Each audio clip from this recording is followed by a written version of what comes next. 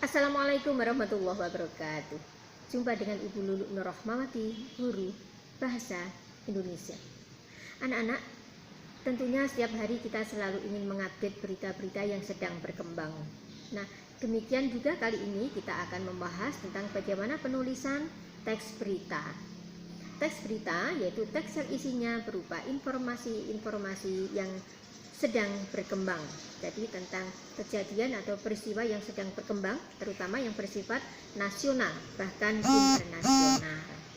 Nah, struktur di dalam teks berita yang pertama ada headline, yaitu berupa judul dan anak judul. Kemudian ada deadline, yaitu berisi tentang tempat, tanggal, dan ringkasan berita. Kemudian ada lead, teras berita, yaitu tentang berita yang inti, dan dilanjutkan pada badan berita berupa penjelasan informasi-informasi secara lengkap. Nah, ini bisa menjawab tentang pertanyaan dengan istilah adik Simba, yaitu apa, di mana, kapan, siapa, mengapa, dan bagaimana peristiwanya. Kemudian dilanjutkan yang kelima, yaitu tentang kaki berita.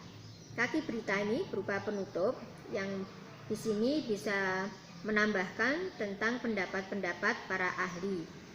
Untuk yang kelima ini bersifat opsional, jadi bisa diberikan tapi bisa juga tidak dicantumkan di dalam teks berita. Nah, bagaimana kaidah kebahasaan di dalam teks berita, yaitu penggunaan kalimat singkat, jelas dan informatif, dan penggunaan kata kerja aktif. Selanjutnya ciri-ciri dalam teks berita yaitu faktual, aktual, menarik, kemudian netral, lengkap, dan tentunya informatif. Jadi informasi-informasi yang bisa diterima oleh masyarakat. Selanjutnya pola penyajian dalam teks berita. Ini pada umumnya menggunakan